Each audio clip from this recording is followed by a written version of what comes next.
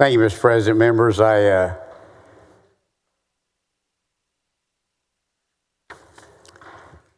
do make that motion and want to lay out with some opening remarks here before questions. But I also, when I was listening to Pastor Scott Wall's prayer, he was talking about the fruit of the Spirit. And if I remember right from Galatians, that's love, joy, peace, patience, kindness, goodness, faithfulness, gentleness, and self-control.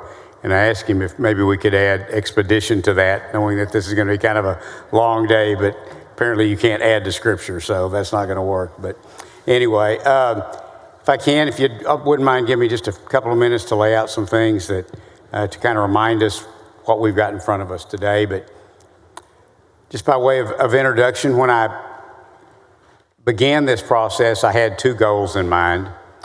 The first goal was for the map, which is now HB4 that's before us, for the map to be legal in all respects. That was the first goal.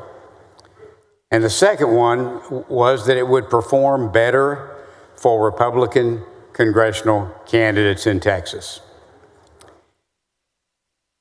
However, as we heard public testimony through, I guess, the 7 total hearings we had, 6 with testimony, there were numerous citizens and office holders that voiced concerns over the compactness of some districts. Compactness, as you know, refers to a principle requiring districts to be where they can be, drawn in geographically tight shapes, trying to avoid irregularities when possible. And so since that was mentioned so many times during testimony, I ended up adding a third goal for today's map, and that would be that it would also improve compactness for the congressional districts in our state. So let me just talk a little bit about that first goal of the map being legal. With regard to legality, and we've discussed this before when we did SB4 last special, the legislature can choose to redistrict at any time, including during special sessions and even during mid-decade. Courts have well recognized this broad authority. Therefore, it is perfectly legal for us to have HB4 before us today in this second called special session. Further, another big step in legal compliance is the one person, one vote standard. The U.S. Constitution requires that congressional districts be drawn with population as close to equal as possible to achieve the one person, one vote standard.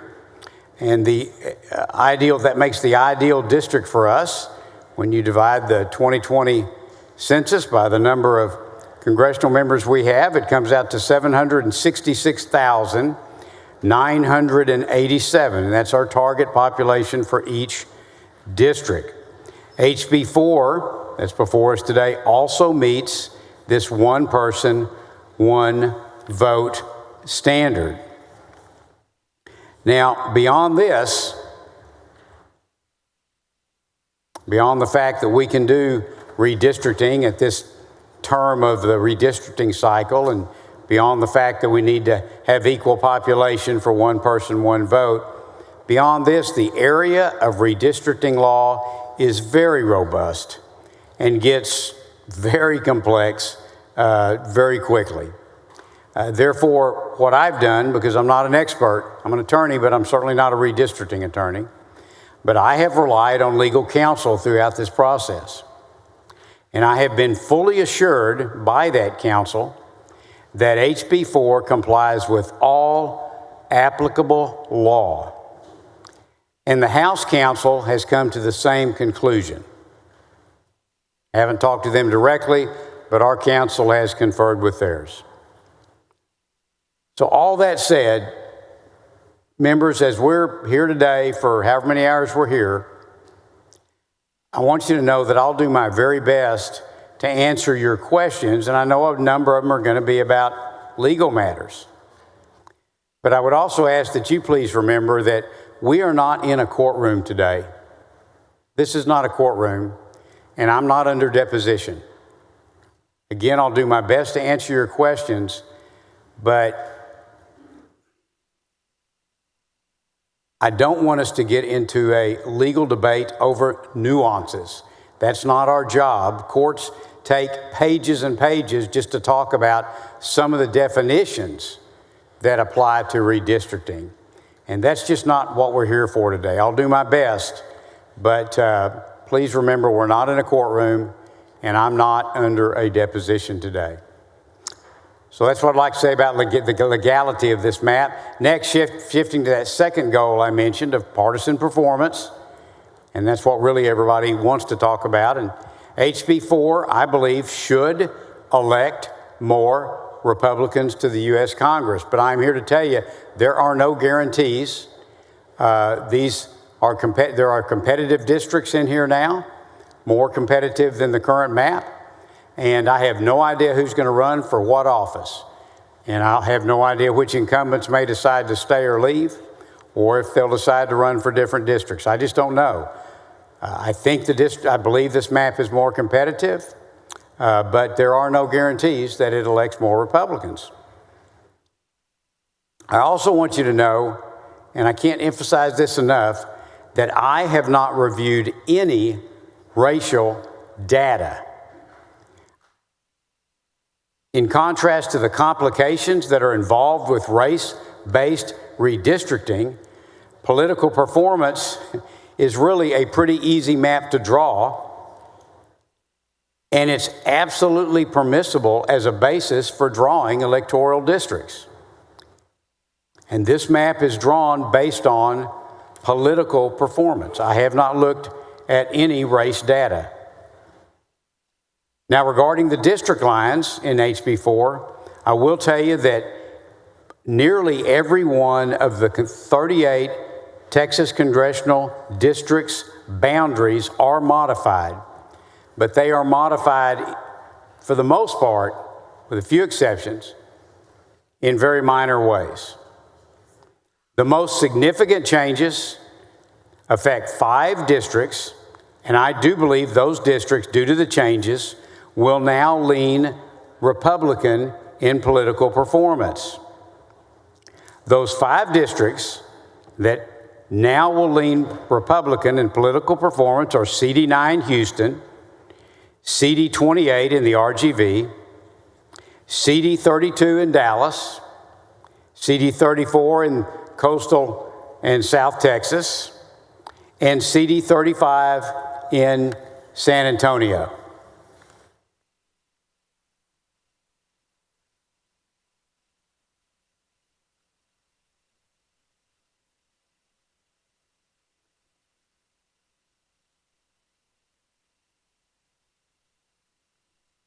I'll be happy to go into detail on those districts later if anyone would like to.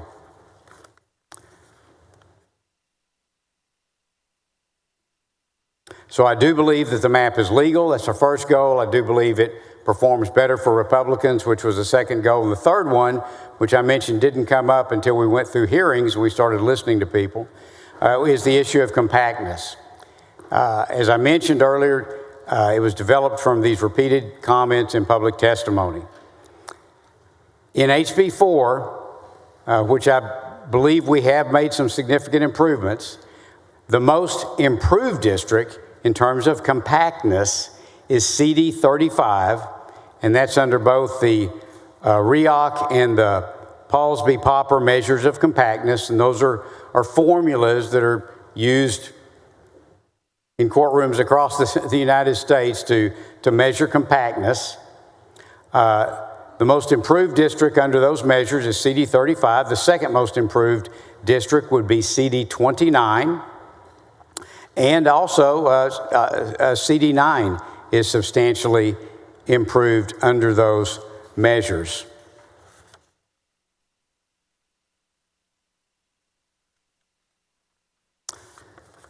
So in summary, I believe HB 4 meets the critically important goals of legality, of political performance for Republicans, and of improved compactness. And that's why I believe it supports or deserves and merits our support. I will make one final note. HB4, in addition to those three goals, also has the added benefit of fixing a couple of concerns that were raised by our members and actually brought up in testimony from the El Paso area. Senator Blanco had mentioned concerns over Fort Bliss having been taken out in the previous map out of the CD16 in El Paso.